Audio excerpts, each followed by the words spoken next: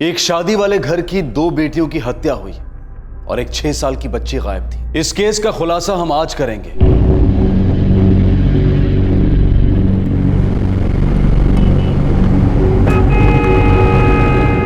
उस रिश्ता के बारे में कोई बात नहीं करना चाहता था, इसीलिए वो लोग आपको बताए नहीं होंगे। पर अब तो वो इस दुनिया में नहीं रही। अब तो वो भारती और नरेश के रिश्ते के बारे में खुल के बात कर सकते हैं, जिसकी वजह से भारती नरेश को छोड़ के घर वापस आ गई। सवाल बहुत सारे हैं और इन सारे सवालों के जवाब ही सबसे बड़े सवाल का जवाब देंगे कि 6 साल की मासूम बच्ची मुक्ति कहाँ है। साहब, दरअसल भारती और नरेश प्रसाद के चक्कर के बारे में किसी को भनक तक नहीं थी। वो तो तब पता चला जब अंकित के पापा ओम प्रकाश माथुर ने अंकित के लिए भारती का हाथ मांगा। ये भागने से पहले की बात है? जी साहब।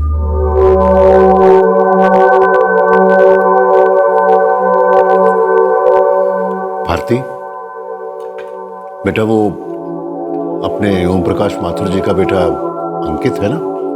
हाँ। तुम उसे पसंद आई हो? क्या? हाँ बेटा, ओम प्रकाश जी ने अपने बेटे अंकित के लिए तुम्हारा हाथ मांगा।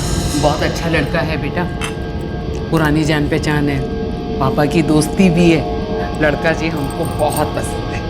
और तुम्हें भी पसंद है? पर पापा, हम तो उसे जानते तक नहीं है ना। जानना समझना तो सारी जिंदगी चलता रहता।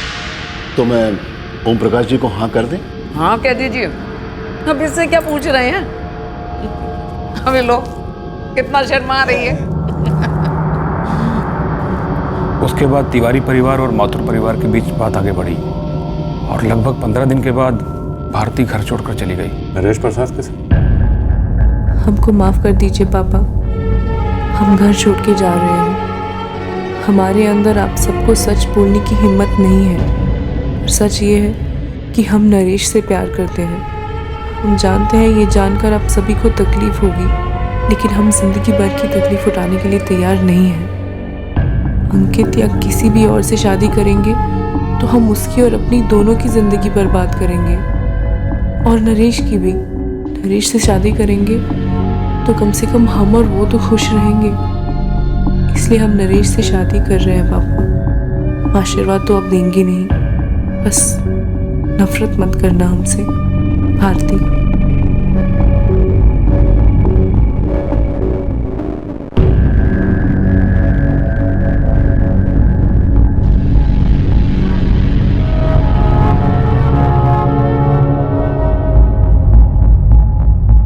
भारती के लिए एक से एक रिश्ते आ रहे थे साहब।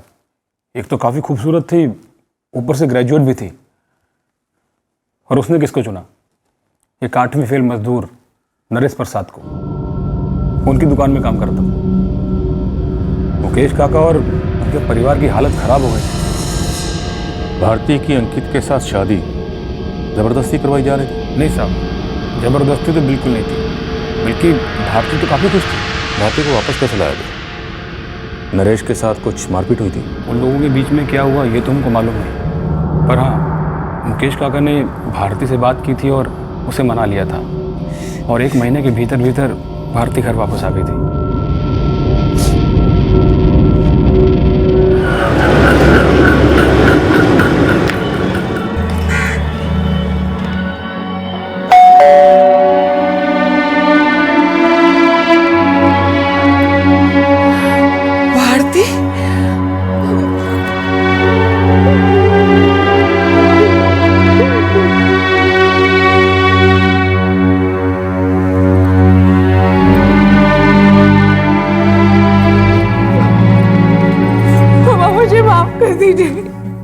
प्लीज मुझे माफ कर दीजिए।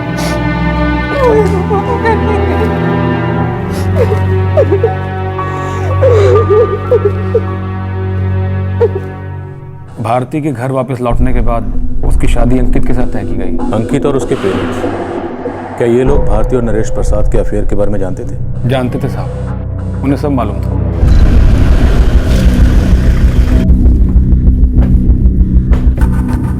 क्या बात है साहब? नरेश प्रसाद यहीं रहता है? हाँ सर, हमारा बेटा है, बाकी वो यहाँ नहीं रहता है आजकल, ललितपुर में रहता है। ललितपुर में नहीं रहता, छोड़ दिया वहां से, इसलिए हम यहाँ आए। लेकिन नरेश के बारे में काहे पूछ रहे हैं? साहब, घर में और कोई नहीं। कहाँ छुपा है नरेश? साहब, अगर वो ललितपुर में नहीं था तो अपना ससुराल में हो सकता है, चाका गांव में। चाका गांव में कहाँ है उसका ससुराल?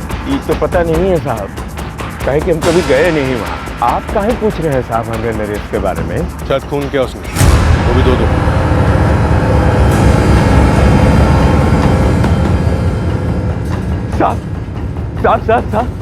साहब किसका खून किया है उसने? भारती का, जिससे उसकी कभी शादी हुई थी, और उसकी बड़ी बहन नीता का। दोनों के साथ एक 6 साल की बच्ची थी मुक्ति, जो गायब है। तो जानते हो उसके बारे में? उनके बारे में तो नहीं पता साहब, लेकिन हमारा नरेश किसी का खून नहीं कर सकता साहब। सभी माँ बाप यही बोलते हैं। अगर नरेश तुम्हें फोन करता है या उसके बारे में कुछ भी पता चलता है तो तुरंत हमें बताना, और अगर उसके ससुराल में बताने की कोशिश भी की तो बहुत बुरा पछताओगे।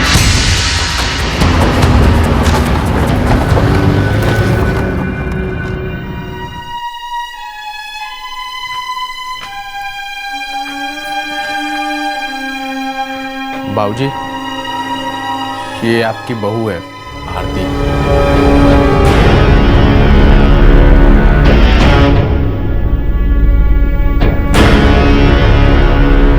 बड़े घर की लड़की लगती है। जी बाबूजी, जिस दुकान में काम कर रहे थे उसी के मालिक हैं। बीए पास है। ये जो सबका दिल दुखा के जो शादी किए हो ना, ये अच्छा बात नहीं है। प्यार हो गया तो क्या करे बाबूजी, और जो प्यार करना गलती है तो ये गलती जिंदगी भर करते रहे।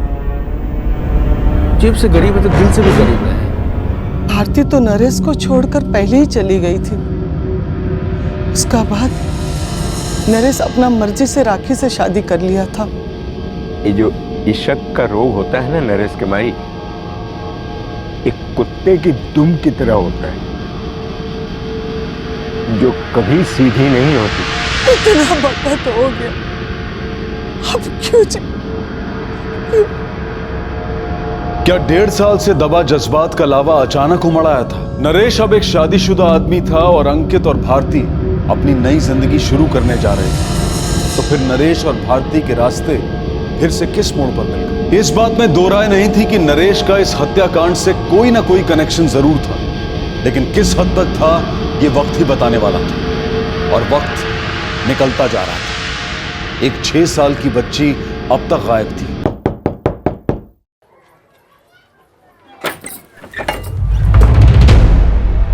राखी तुम ही हो?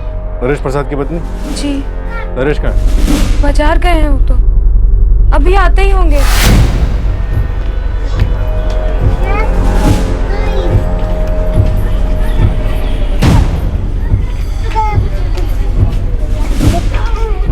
इस केस में एक बात मुझे शुरू से खटक रही थी। नीता और भारती उस दिन शॉपिंग के लिए गई थी और उन्होंने कोई शॉपिंग नहीं की।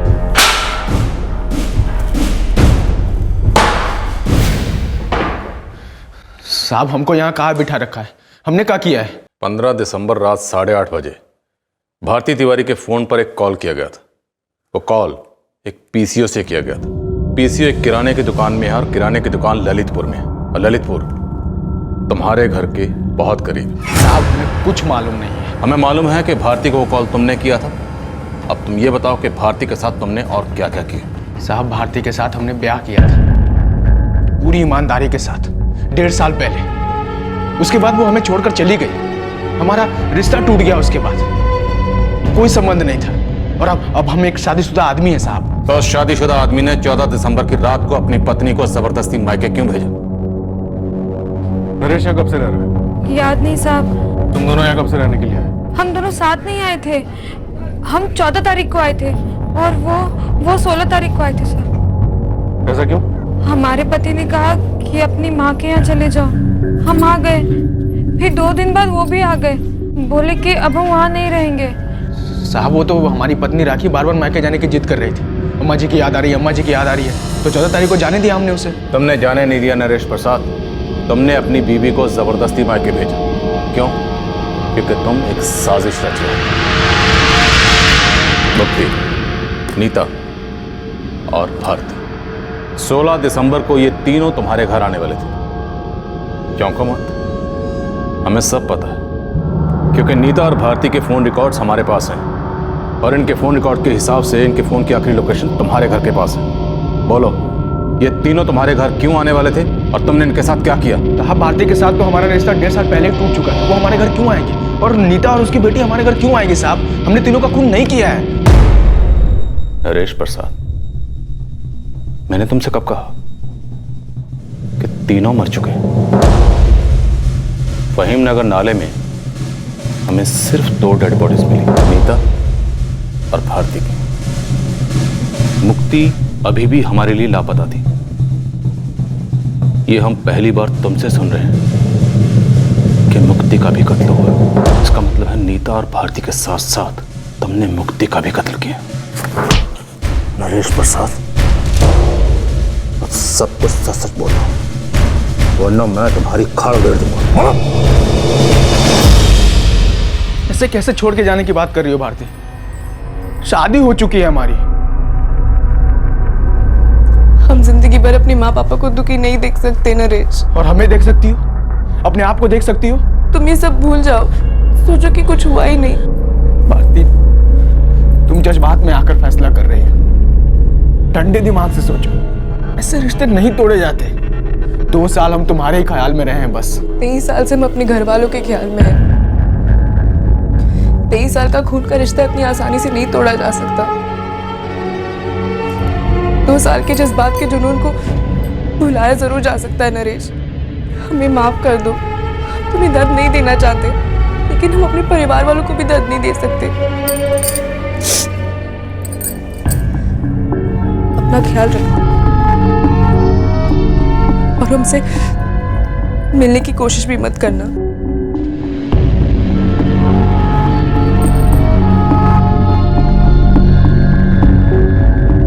अपने माँ बाप की खुशी के लिए हमें छोड़ गई भारती, और हमको बहुत नाखुश छोड़ गई। हम उसे कभी भुला ही नहीं पाए। हम न कुछ खा पा रहे, न सो पा रहे, न कुछ काम धंधा कर पा रहे। बस थोड़े थोड़े मरे जरूर जा रहे तुम्हारी याद में। भी ऐसे ही महसूस कर रहे हैं नरेश। तो बस फिर वापस आ जाओ। नहीं नरेश, होंगी तो बहुत गलत होगा। कुछ गलत नहीं होगा भारती। हमारी एक जिंदगी है, उसको ऐसे खराब मत करो। हम मान लेंगे तुम शादी के बाद एक बार मायके चली गई थी। हम तुमको एक बार देखना चाहते हैं। तुम्हारे बिना नहीं रह सकते हैं भारती। हाथ जोड़ते तुम्हारे, वापस आ जाओ, एक बार आ जाओ बस।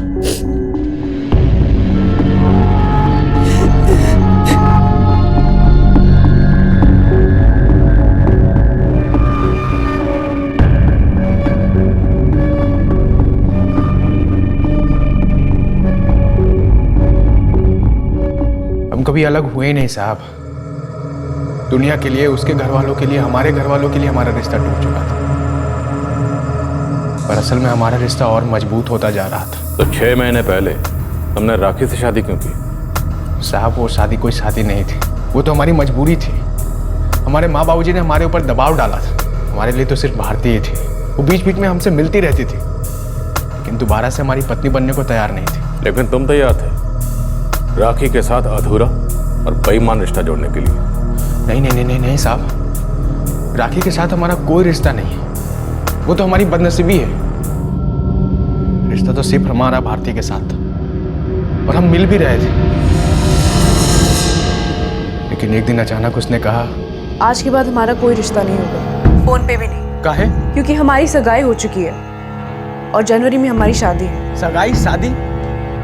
ये सब कब हुआ? और तुम हमको बताई भी नहीं भारती। तुमने भी तो शादी करने के बाद ही हमें बताया था ना। भारती तुमको पता है ये शादी हमारे और हमारे रिश्ते के लिए कोई मायने नहीं रखता है। लेकिन ये शादी हमारे लिए मायने रखती है, और हमारे बीच जो रिश्ता था अब मायने नहीं रखता। भारती हम एक दूसरे के बिना नहीं जी पाएंगे। ये तुम्हारी बहुत बड़ी गलतफहमी है नरेश। हम दोनों में इतनी ताकत तो है कि हम अपने अपने जीवन साथियों के साथ एक अच्छी जिंदगी बसर कर सके।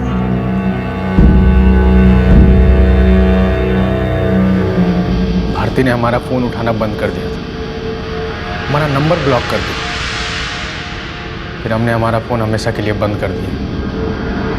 फिर अलग अलग जगह, अलग अलग पीसीओ से हम उसको फोन करने लगे। ये एक रात जब हमने उसको कॉल किया, दूसरी तरफ भारती नहीं थी। हेलो भारती? हम नीता बोल रहे हैं, और हमें पता है कि तुम नरेश बोल रहे हो। भारती कहाँ है? भारती अपनी दुनिया में खुश है, और तुम्हारी दुनिया उसकी दुनिया से बिल्कुल अलग है। हम भारती की तरफ से कह रहे हैं, उसे परेशान करना बंद कर दो। भारती को फोन दीजिए और आप ऐसे धमकी मत दीजिए हमको। हम धमकी नहीं दे रहे हैं, हम तुमको सलाह दे रहे हैं। तुम्हारा इस तरह से फ़ोन करना ना ही तुम्हारी ज़िंदगी के लिए सही है और ना ही भारती की ज़िंदगी के लिए। हम तुम्हें आखिरी बार कह रहे हैं कि दोबारा यहाँ पर फ़ोन मत करना। और भारती भी तुमसे फ़ोन पे कोई बात नहीं करना चाहती।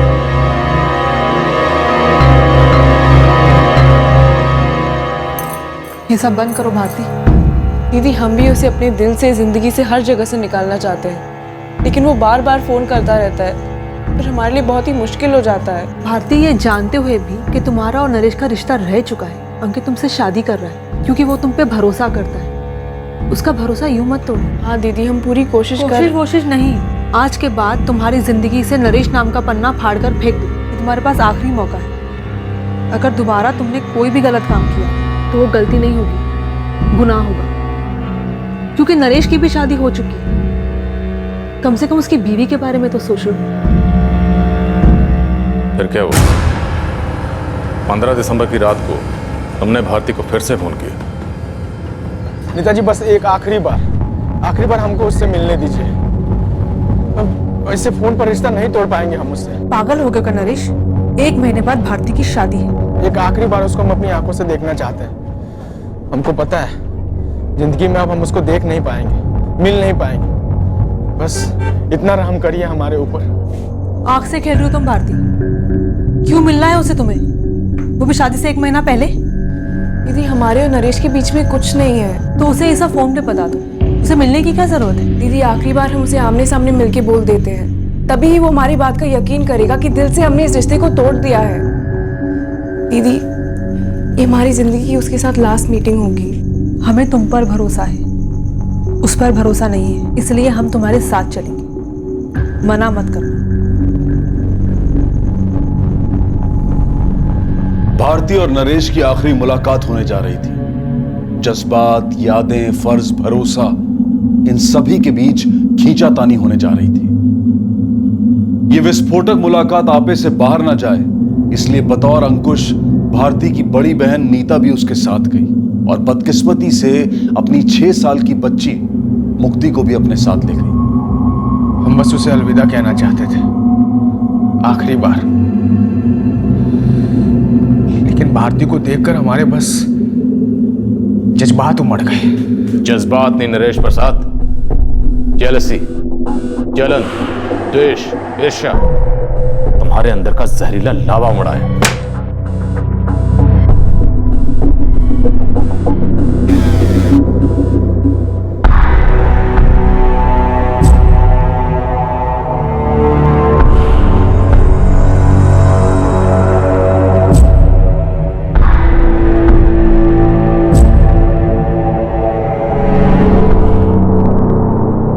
नरेश, ये सारी बातें कई बार हो चुकी है। तुम शादीशुदा हो और 1 महीने के बाद हम भी शादीशुदा हो जाएंगे। अब अगर हमारे बीच में कुछ भी हुआ तो वो गलत होगा, बेवफाई होगी। और वो जिंदगी नहीं होगी भारती। होगी। और एक बात हम तुम्हें सच सच बता देना चाहते हैं, हम अंकित से प्यार करने लगे हैं। झूठ है ये सब। हम तुम्हें यकीन दिलाने नहीं आए हैं, बस बताने आए हैं कि हमें भूल जाओ। और तुम हमें बुला चुकी हो? बुला चुकी होती तो यहाँ नहीं आती। भारती, तुम ये तुम्हारी बहुत बड़ी गलतफहमी है नरेश। अगर हम तुम्हें भूल नहीं चुके होते तो यहाँ पे अपनी दीदी के साथ नहीं आते। देखो नरेश, हम तुम्हें आखिरी बार कह रहे हैं, आंखों में आंखें डालकर, हमारे बीच में जो कुछ भी था वो खत्म हो चुका है। अब हमारे दिल में सिर्फ अंकित है और वही रहेंगे। उसकी आंखों में आंखें डालकर हमने देखा, पहली बार उसकी आंखों में एक प्यार का कतरा तक नहीं दिखा। मार दिया था उसने हमारे प्यार को, गला घोट दिया था उसने हमारे प्यार का। बाय नरेश। भारती, दरवाजा खोलो, हमें देर हो रही है, घर जाना है। भारती। नीता से हमारा कोई लेना देना नहीं था साहब। भारती कहाँ है? हमें देर हो रही है। वो सो गई है। सो गई? हाँ। हटो हटो जरा। भारती, ए भारती, भारती, भारती। नाले तक ले गए। हमने तीनों लाशें नाले में ही फेंक दिए ताकि वो वहीं गल जाए। और कोई पहचान ना सके कि आदमी थे कि औरत, इसलिए अपने कपड़े पहना दिए। भारती के पिता ने भारती और नीता को शॉपिंग के लिए 10,000 रुपए दिए थे। वो हमने ले लिए थे, खर्च कर दिए। इनके कपड़े और मोबाइल्स वो सब भी नाले में ही फेंक दिए थे। सोचे थे कभी पकड़े नहीं जाएंगे। तुम्हारी तरह हर मुजरिम जुर्म करते वक्त यही सोचता है कि वो कभी पकड़ा नहीं जाएगा, लेकिन देर सवेर हर मुजरिम पकड़ा ही जाता है।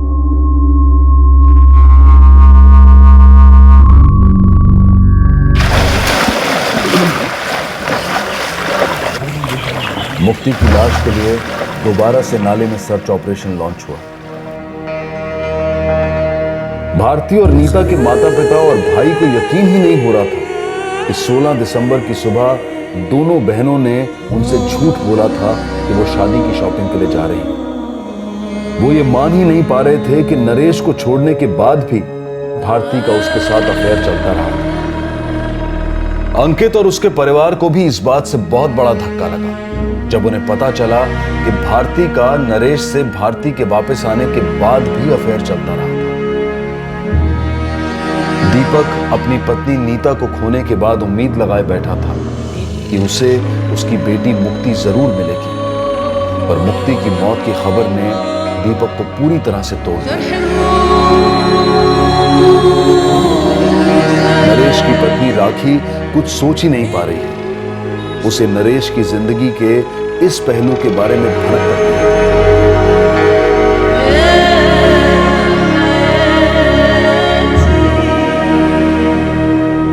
मुक्ति की लाश आज तक नहीं मिली है। नरेश प्रसाद को आईपीसी की धारा 302 के तहत हत्या के लिए और धारा 201 के तहत सबूत मिटाने के लिए गिरफ्तार किया गया है।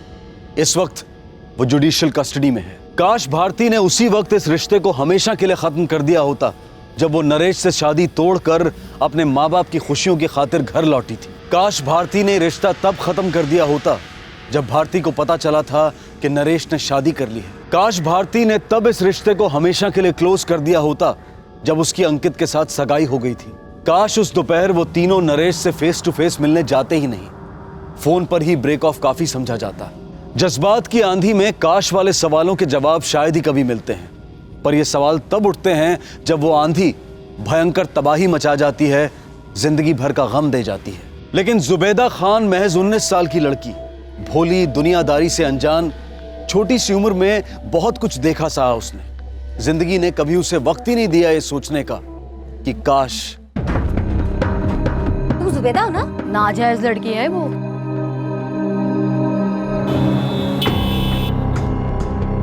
नानी जान, मैं जुबैदा की निकाह की बात करने आई हूँ। आपको किसने बताया मेरे बारे में? 14 मार्च 2015, 3 महीने की नन्ही रहमत अपनी अम्मी की गोद में चैन से सोई हुई थी, इस बात से अनजान कि वो आज अपनी अम्मी से जुदा की जाने वाली थी। और कितनी दूर है? कितना टाइम लगेगा? बस पहुँचने वाले, बोरीवली तो आ ही गया, बस पहुँच जाएंगे। रुको, मैं भाई से पूछ लेती हूँ वो कहाँ तक पहुँचा।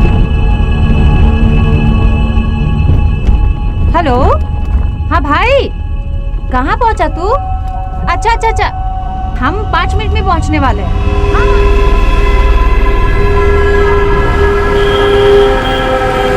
बस बस भैया यहीं पे रुक जाओ।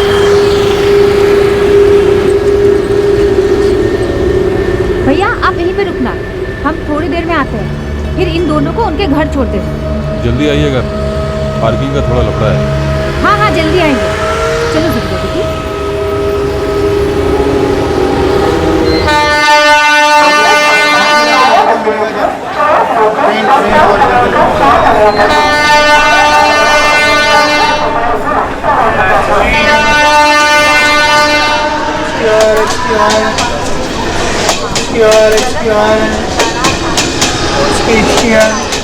एक पानी की बोतल देना। भैया,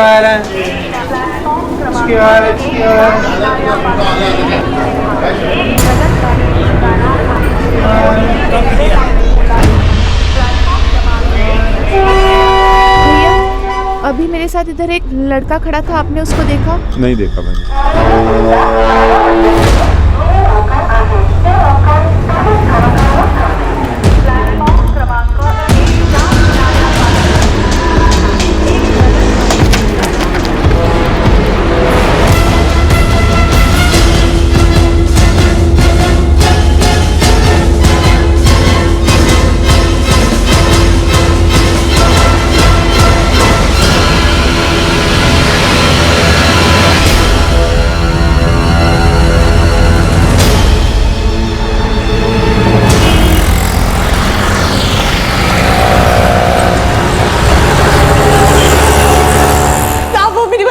उठा ले गए सब मेरी रहमत को उठा ले गए।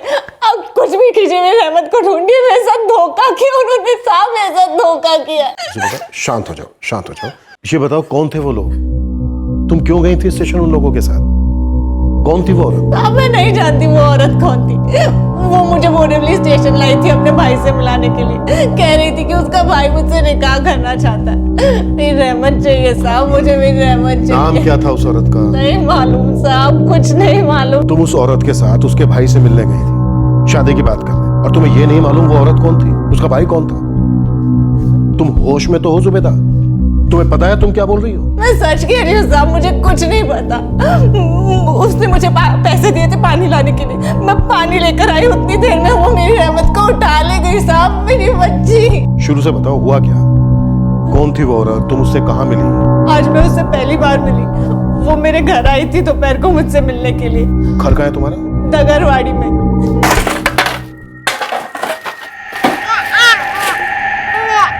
तुम जुबेदा हो ना? हाँ, आप कौन? क्या मैं अंदर आ सकती हूँ? मुझे कुछ बात करनी है। तुम्हारी नानी जान घर पे है? अस्सलाम वालेकुम नानी जान। वालेकुम सलाम। आप कौन है? मैं बगल वाले चौल में रहती हूँ। क्या मैं यहाँ बैठ सकती हूँ? जरा दरवाजा बंद कर देना जुबेदा बेटी, और मेरे पास आके बैठ। मैं बताती हूँ मैं क्यों आई हूँ इसलिए। दरअसल नानी जान, मैं यहाँ अपने भाई के बारे में बात करने आई हूँ। वो 26 साल का है, लोअर परेल में फैक्ट्री में काम करता है। 12,000 तनख्वाह है उसकी। ये सब बातें हमें क्यों बता रही है? आपकी जुबेदा बेटी के लिए। नहीं समझी आप? नानी जान, मैं जुबेदा की निकाह की बात करने आई हूँ अपने भाई के साथ। आप घबराइए मत। जुबेदा बेटी, बुरा मत मानना। मैं यहाँ आने से पहले तुम्हारे बारे में सारे मालूमात करके आई हूँ। आप तो जानती है नानी जान, निकाह के मामले में ये सब तो करना ही पड़ता है। आपको किसने बताया मेरे बारे में? देखिए नानी जान, 19 साल की लड़की जब बिना निकाह के माँ बनती है, तब बस्ती वाले लोग तो बातें करेंगे ही।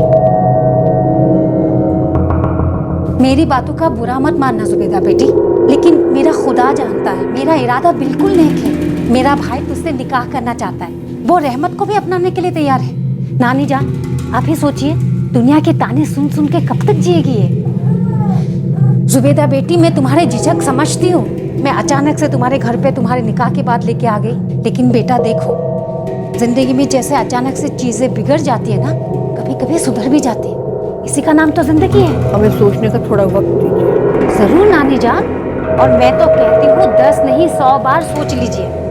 अरे मैं कहाँ आज ही निकाह करने की बात कर रही। मैं तो बस इतना चाहती हूँ कि जुबेदा मेरे भाई से आज बस मिल ले। और जुबेदा बेटी, मेरा भाई है इसलिए नहीं कह रही हूँ, वो सच में बहुत अच्छा लड़का है। नानी जान, आप ही सोचिए, आपकी नवासी का घर बस जाएगा। बुरा मत मानिएगा नानी जान, लेकिन आप जुबेदा और रहमत के साथ कब तक रहेगी? कल को रहमत को अब्बा की जरूरत पड़ेगी, जुबेदा को अपने पति का नाम का जरूरत पड़ेगी, और 19 साल की लड़की के तो अपने भी कुछ सपने होते हैं ना। और एक बार मिलने में हर्जी क्या है? और ना कहने में कहाँ वक्त लगता है, हाँ कहने में चाहे जितने भी वक्त लगा लो। क्यों नानी, मैं सही कह रही हूँ ना? मेरा भाई 1 आध घंटे में काम से लौटने वाला है, और वो भी जुबेदा से मिलना चाह रहा था। आज ही दोनों को मिला देती हूँ। चलो जुबेदा बेटी।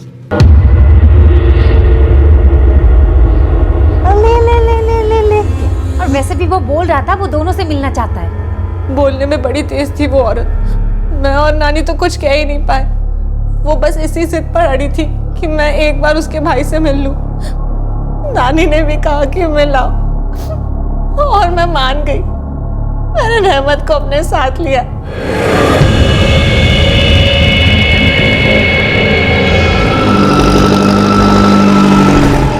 मैं उसके साथ बोरीवली स्टेशन चली गई।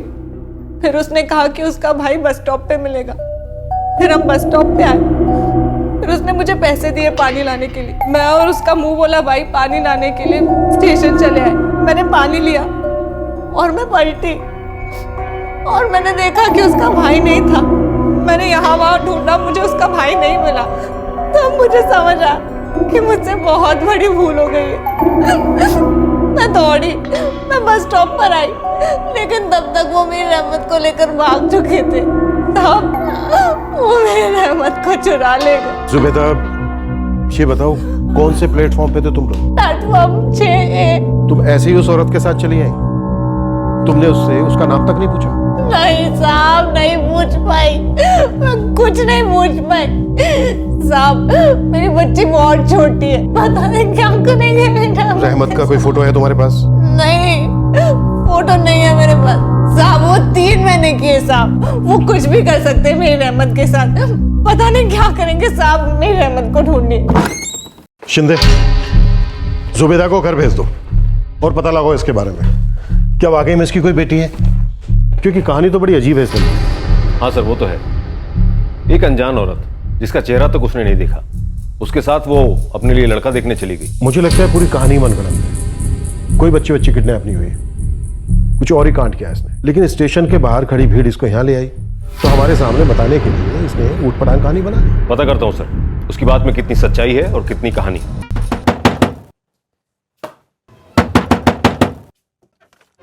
नानी, नानी वो मेरी रहमत को चुरा ले गई। नानी मेरी रहमत को उठा ले गई। वो औरत धोखेबाज थी नानी, वो मेरी रहमत को चुरा ले आई थी। अरे क्या बोल रही थी? क्यों ले गई मेरी रहमत नानी? पुलिस को जुबैदा की कहानी पर यकीन नहीं हो रहा था और उन्होंने जुबैदा और रहमत के बारे में जानकारी हासिल करना शुरू किया।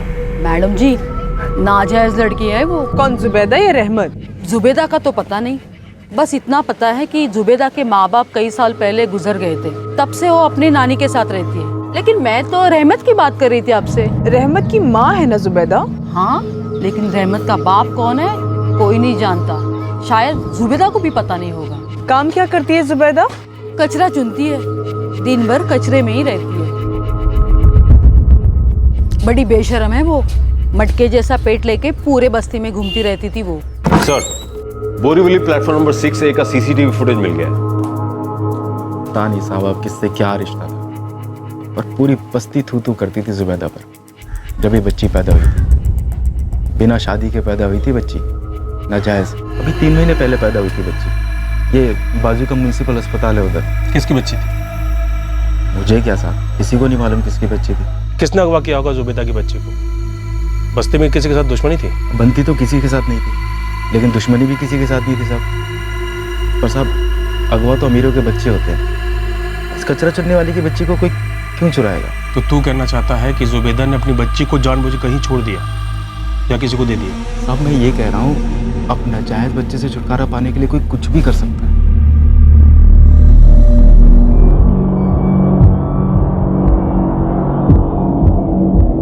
लगता है जुबैदा ही रही है और साथ में बुरके वाली औरत भी है और ये एक लड़का भी, और ये लोग बाहर जा रहे हैं।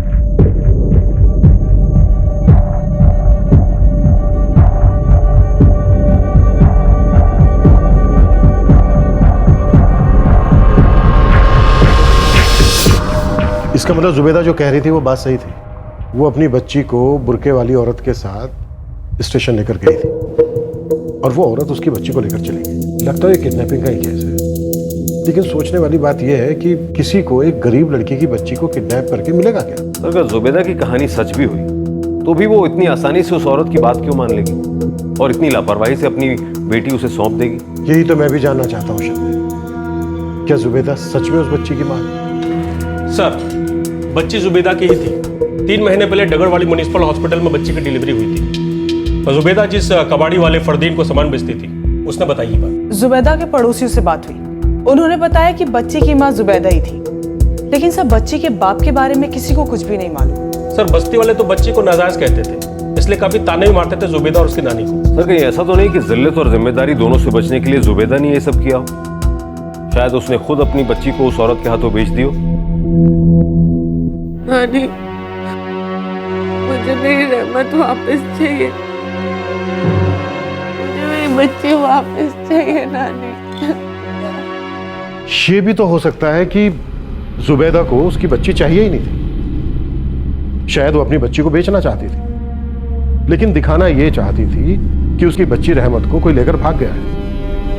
उसने स्टेशन पर एक्टिंग शुरू की, शायद एक्टिंग थोड़ी ज्यादा हो गई, लोग उसे हमारे पास ले आए। अब उसके जो मन में आया उसने हमें वो कहानी सुना दी। चल चल। क्या ये भी हो सकता है कि जुबैदा को इस साजिश का वाकई पता ना हो? एक तो उसकी उम्र बहुत छोटी है दूसरी वो ज्यादा पढ़ी लिखी भी नहीं है। हो सकता है किसी ने जुबैदा के भोलेपन का फायदा उठाया। तुम एक हफ्ते में आ जाओ, यहाँ सब शांत हो जाएगा। पक्का? समझो ऊपर वाली की रहमत होने वाली है।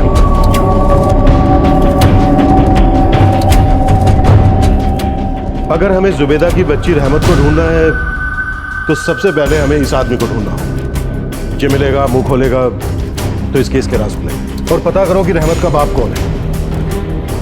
एक गरीब माँ की बेटी जिसे उसके बाप ने नहीं अपनाया, उसे हासिल करने के लिए इतनी बड़ी प्लानिंग की। इसकी वजह भी कोई बड़ी नहीं है।